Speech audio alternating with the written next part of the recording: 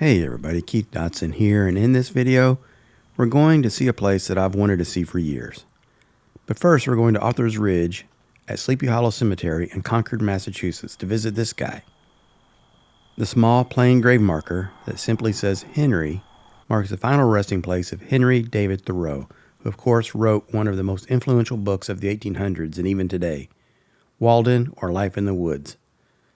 The book reflects Thoreau's experience, his experiment, living simply and rejecting many of the expectations of what it meant to live in his time, and that experiment happened right here, at Walden Pond.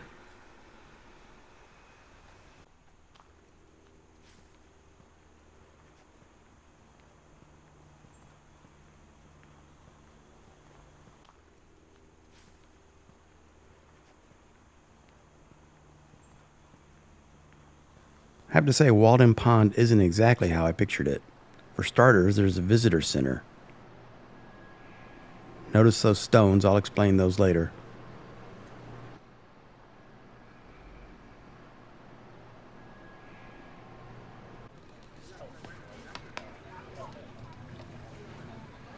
For another thing, the pond is a lot bigger than I imagined it. To me, this looks like a small lake rather than a pond. And it even has swimming beaches. Nonetheless, let's go find the location of Thoreau's cabin.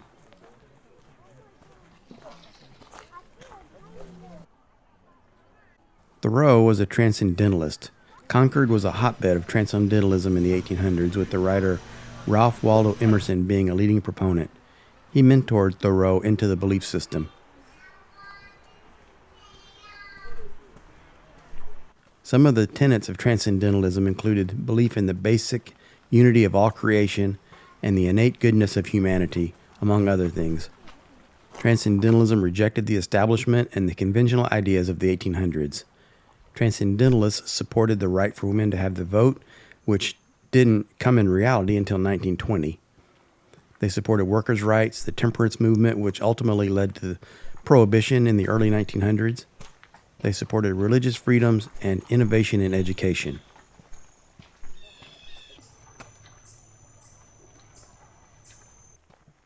But Thoreau uses alone time at Walden to think, to write, to toil in his bean field, to experience the pleasures of the forest, the warm sun, and the cool waters of Walden Pond. His experiences and his ideas from his time at Walden resulted in the book, which some have called the first book on environmentalism. It also touched on themes of self-reliance, simplicity over progress, and the virtues of solitude. To me, it's the first book about a guy escaping the rat race.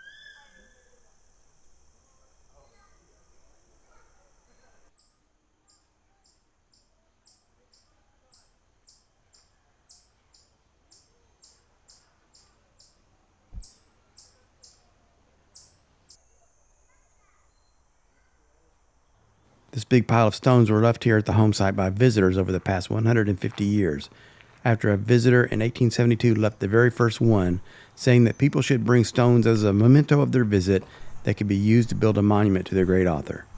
Some of the stones are inscribed, like the ones we saw back in the visitor center.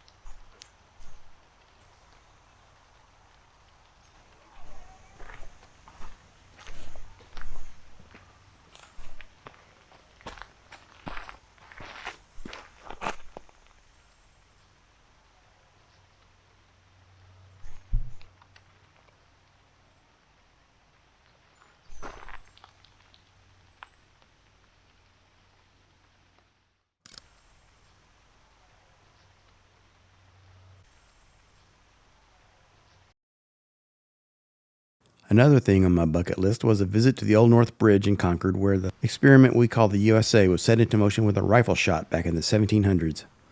Luckily, I also found some beautiful landscapes on the walkway to the bridge.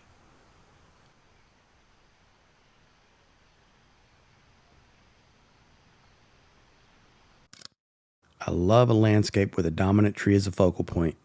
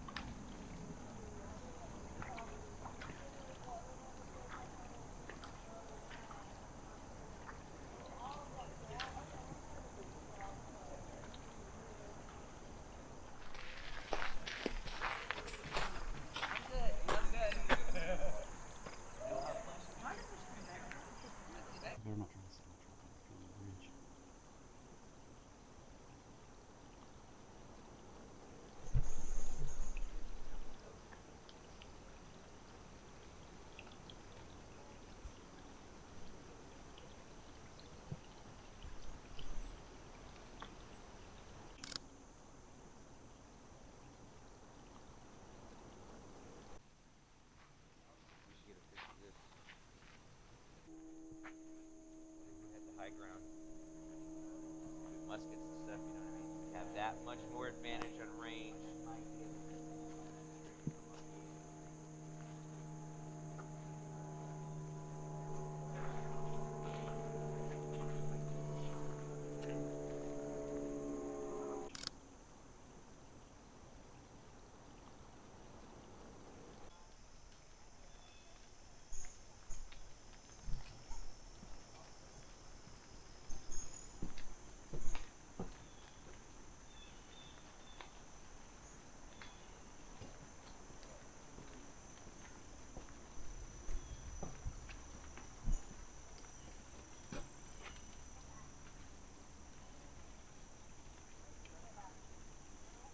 Thanks for watching.